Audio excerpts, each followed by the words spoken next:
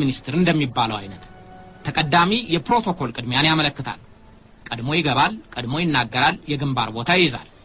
ሚኒስትሩ ወይም አምባሳደሩ ሲለወጥ ቅጥያውም ይቀራል። ሌዲ የሚለው ቃል በእንግሊዝ ሀገር ክብር ለሚሰጣቸው ወዛዝርት የሚሰጥ ማዕረግ ነው።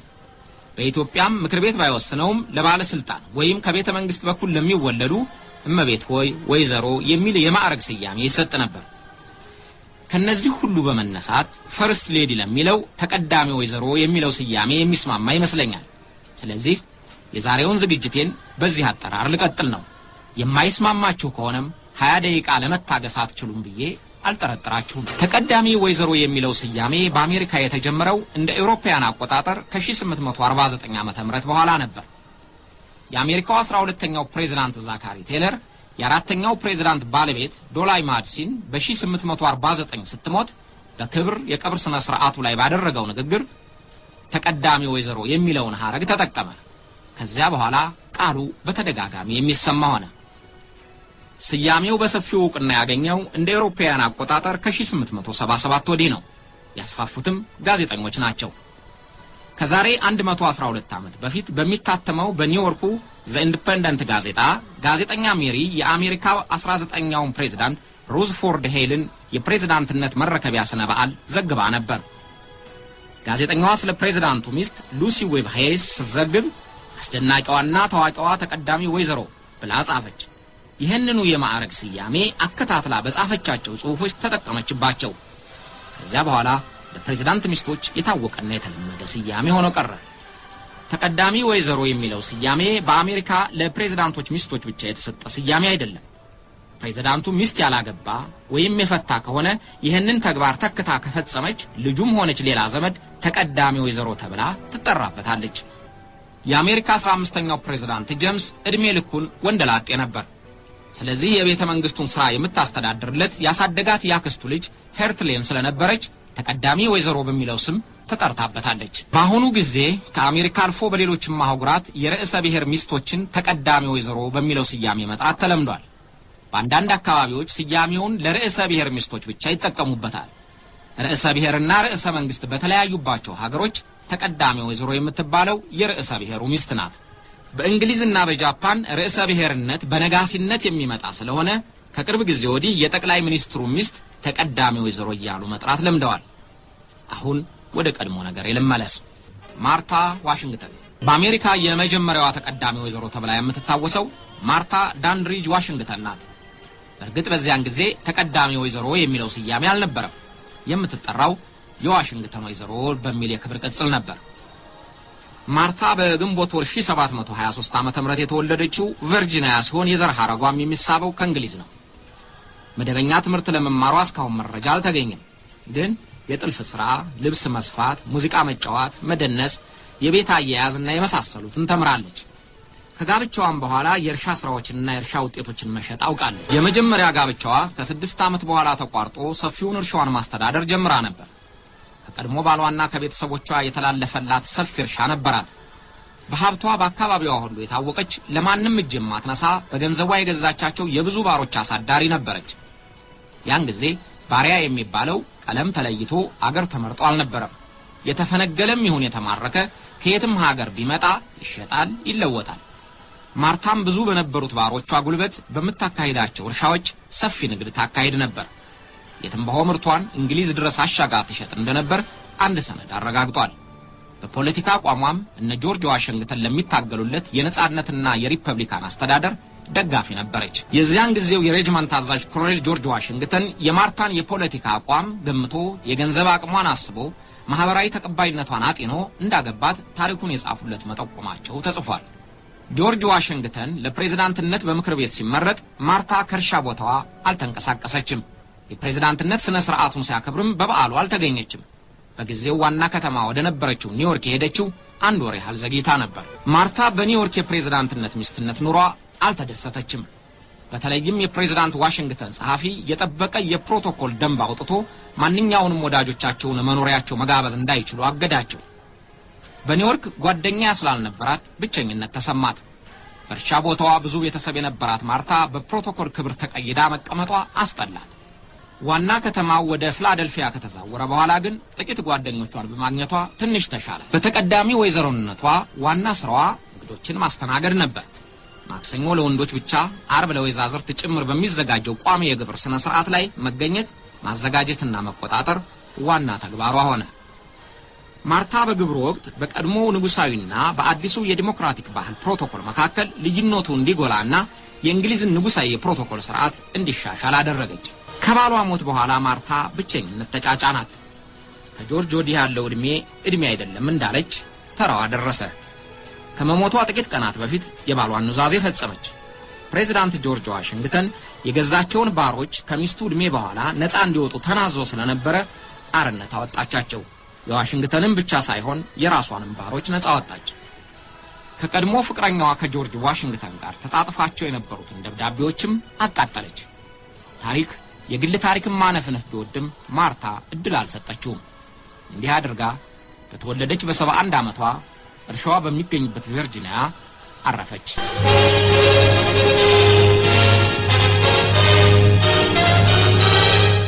ሚሼል ሮቢንሰን ኦባማ የተወለዱት ጥር 9 1956 ነው። 44ኛው የአሜሪካ ፕሬዝዳንት ሚስት በመሆናቸው የመጀመሪያዋ ጥቁር ተቀዳሚ ወይዘሮ ለመሆን በቅተዋል። ያደጉትና የተወለዱት ሺካጎ ሲሆን ከፕሪንስተን ዩኒቨርሲቲና ሃርቫርድ የሕግ ትምህርት ቤት ተመርቀዋል። በማስተርስ ዲግሪ ተቀዳሚ ወይዘሮ ለመሆን ሚሼል ከሂላሪና ከሎራ ቡሽ ቀጥሎ ሶስተኛዋ ናቸው። ከፕሬዝዳንት ባራክ ኦባማም ጋር የተገናኙት በሕግ ሙያቸው ስራ መስራት ሲጀምሩ ነበር። የሚሼል ኦባማ ዘር የባርነትን የመገለልና የስቃይን ጎዳና አልፎ ዋይት ሃውስን ቤቱ ለማድረግ በቅቷል። የሚሼል ቅማያታቸው ጂሚ ሮቢንሰን እስከ እርስ በርሱ ጦርነት ጊዜ በፍሬንድ ፊልድ የሚገኝ የሩዝ እርሻ ለጌታው እያገለገለ በባርነት መቆየቱ ተረጋግጧል። ወደ ፍሬንድ ፊልድ ተሸጦም ይሁን ታፍኖ በምን ምክንያት እንደመጣ ግን አልታወቀም። ከየትኛውም የአፍሪካ ክፍል እንደተወሰደ አልታወቀም። ምክንያቱም በዚያን ጊዜ ባሮች የጌቶቻቸው ዕቃ እንጂ እንደ ሰው ተቆጥረው በሕዝብ ቆጠራ ስለማይካተቱ ነበር። ባሮች በሕግ አርነት ከወጡ በኋላ የሚሼል ቅማያት በጉልበት ሥራ እያገለገለ በቀድሞ የባሮች መኖሪያ አካባቢ ይኖር እንደነበረ ተጽፏል። ሮቢንሰን መጻፍና ማንበብ ባያውቅም ከዚያ ወዲህ በተደረጉት የሕዝብ ቆጠራዎች የልጅ ልጆቻቸው ከያባቶቻቸው የተሻለ ትምህርት የነበራቸው መሆኑ ተመልክቷል።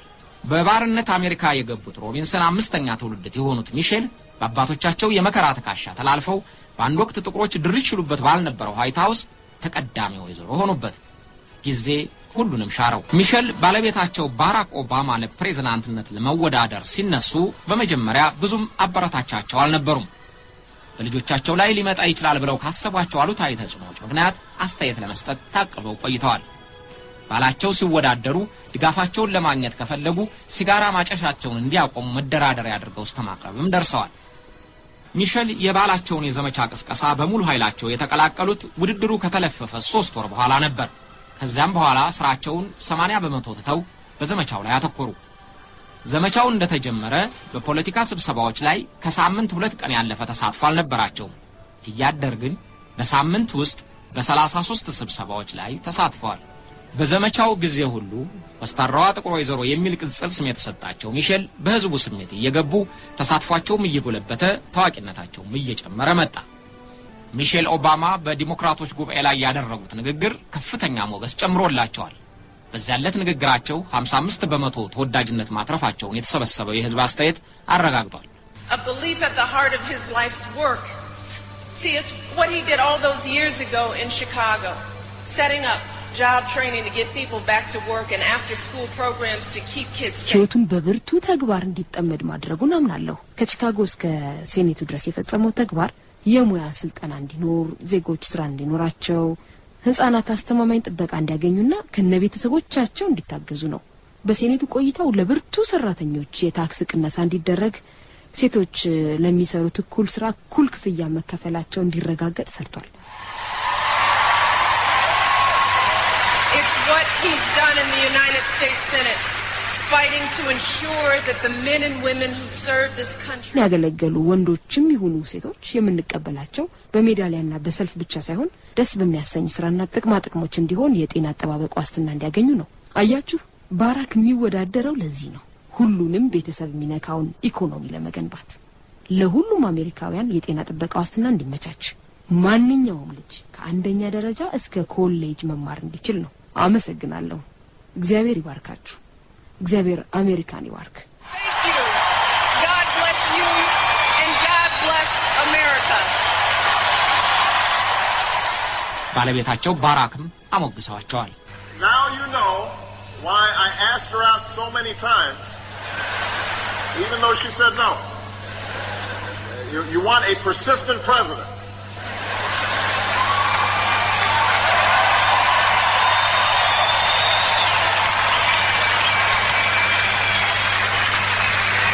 Hey, Michelle, you were unbelievable. የፍቅር ጥያቄን ብዙ ጊዜ እምቢ ስትለኝ ለምን እንደጨቀጨኳት አሁን አውቃችኋል? ተስፋ የማይቆርጥ ፕሬዝዳንት አትፈልጉም? ሚሼል ታምረኛ ነሽ። ሂላሪ ክሊንተን አድንቀዋቸዋል። And Barack will have with him a terrific partner in Michelle Obama. Anyone who saw Michelle's speech last night knows she will be a great First Lady for America. ባራክ ሚሼልን የመሰለች ብርቱ አጋር አለችው። የትላንቱን የሚሼልን ንግግር ያዳመጠ ማንንም ቢሆን ታላቅ የአሜሪካ ተቀዳሚ ወይዘሮ መሆኗን ይረዳል። ኤሰንስ ሚሼል ኦባማን ከዓለም 25ቱ እጅግ አጓጊ ሴቶች ቁጥር መድቧቸዋል። ቫንቲፎር ከአንድም ሁለት ጊዜ ከዓለም 10 ዘናጮች ውስጥ መርጧቸዋል። ፒፕል ጋዜጣም ከከፍተኛ ለባሾች መደብ አስቀምጦ በራስ የመተማመን አስተያየት ያላት ሲል አወድሷቸዋል። በስታይላቸው ከጃኩሊን ኬኔዲ ጋር አወዳድረዋቸዋል። በስርዓትና ክብራቸውን በመጠበቃቸው ደግሞ ከሎራ ቡሽ ጋር አመሳስለዋቸዋል። ሚሼልን ቆንጆ ናቸው ይሏቸዋል። ዘናጭ ናቸው ይሏቸዋል። ሞዴል ናቸው ይሏቸዋል። የሚለብሷቸው ልብሶች በታዋቂና ዝና ባላቸው ዲዛይነሮች የተዘጋጁ ልብሶች ናቸው። በምርጫ ዕለት የለበሱትን ልብስ ያዘጋጀው ታዋቂው የልብስ ዲዛይነር አጋጣሚውን የሚያስታውሰው በክብርና በደስታ ነው። አብዛኛው ሰው አሁን ሚሼል የሚለብሱትንና የሚያደርጉትን ሁሉ ማወቅ ይፈልጋል። ተከታይ መሆን ይፈልጋል። የዚህ ሁሉ ምንጩ በሙያቸውና በስብዕናቸው የተመሰገኑና የተወደዱ በመሆናቸው ነው። ሁልጊዜም የማደርገው ይወደድልኛል ብሎ ማሰብ አያዋጣም። ለምሳሌ ሚሼል ኦባማ በአየር ኃይል አንድ አውሮፕላን ውስጥና በሽርሽር ቦታ አጭር ቁምጣ ሱሪ በመልበሳቸው ለሚዲያ መነጋገሪያ ሆነው ሰንብተዋል። ተቀዳሚ ወይዘሮዋ ቅልጥሟንና ጭኗን በሚያጋልጥ ቁምጣ መታየት ይገባታልን ለሚለው ጥያቄ 13000 ሕዝብ አስተያየት ተሰብስቧል። ከነዚህ ውስጥ 59 በመቶ አዎ ትችላለች ብለዋል። 27 በመቶ የሚሆኑት ያምርባታል ግን ለወደፊት ትንሽ ታስረዝመው ሲሉ መክረዋል። 17 በመቶ የሚሆኑት ግን እንደዚህ አይነቱ አለባበስ ለተቀዳሚ ወይዘሮ የሚገባ አለመሆኑንና ጋጠ ወጥነት እንደሚመስል ያምናሉ። ሚሼል ኦባማ የተስተካከለ ቅርጽ አላቸው። ንጋት ላይ 10 ሰዓት ተኩል ተነስተው የተለያዩ የአካል እንቅስቃሴዎች ያደርጋሉ።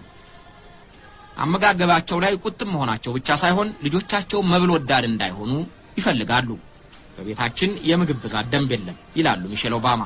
ቢሆንም የሚወዱትን በርገርና የተፈጨ ስጋ ከአትክልት ጋር ቢያጡ ቅር እንደሚሰኙ ፍንጭ ሰጡ። ለሚሼል ኦባማ በዋይት ሃውስ የሚደረግላቸውንና የልብሶቻቸውን ውድነት እየመዘኑ አላበዛቸውም እንዴ አይነት ትችት የሚሰነዝሩ አሜሪካኖች ታይተዋል። ሚሼል ኦባማ በተቀዳሚ ወይዘሮናታቸው ለሚፈጽሙት ተግባር ረዳቶች ተቀጥረውላቸዋል። የሚያገለግሏቸው የጸጉር አሳማሪ፣ የፊት አቆነጃጆች ሁሉ ተጨምረው 26 ረዳቶች ተመድበውላቸዋል። እርሳቸው ደመወዝ ባይቆረጥላቸውም ለረዳቶቻቸው ደመወዝ ብቻ በአመት $1.75 ሚሊዮን ወጪ ይደረጋል። በፊትም ለነበሩት ተቀዳሚ እመቤቶች የተደረገ ቢሆንም ያሁኑ ቁጥሩ የበዛ በመሆኑ ጉምጉምታ አስነስቶባቸዋል። ሂላሪ ክሊንተን 13 ረዳቶች ነበሯቸው። ለሎራ ቡሽ ረዳቶች የሚወጣው ከ1.08 ሚሊዮን ዶላር የበለጠ አልነበረም።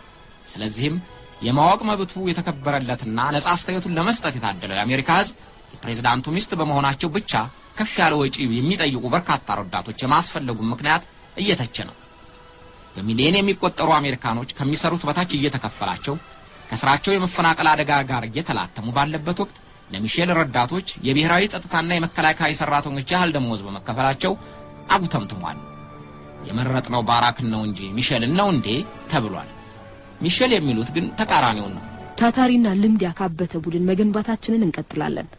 እነዚህን አይነቶቹን ትጉህና ታታሪ ሰራተኞች ወደ ቢሮአችን ካላመጣን ውጤታማ ለመሆን አንችልም። ሚሼል ኦባማ ያለፉትን 4 የተቀዳሚ ወይዘሮነት ጊዜያቸውን በተለያዩ የአሜሪካ ግዛቶችን እየጎበኙ በማህበራዊ ጉዳዮች ላይ በሚደረጉ ስብሰባዎች እየተገኙ ሱታፊያቸውን አጎልብተው ከርመዋል።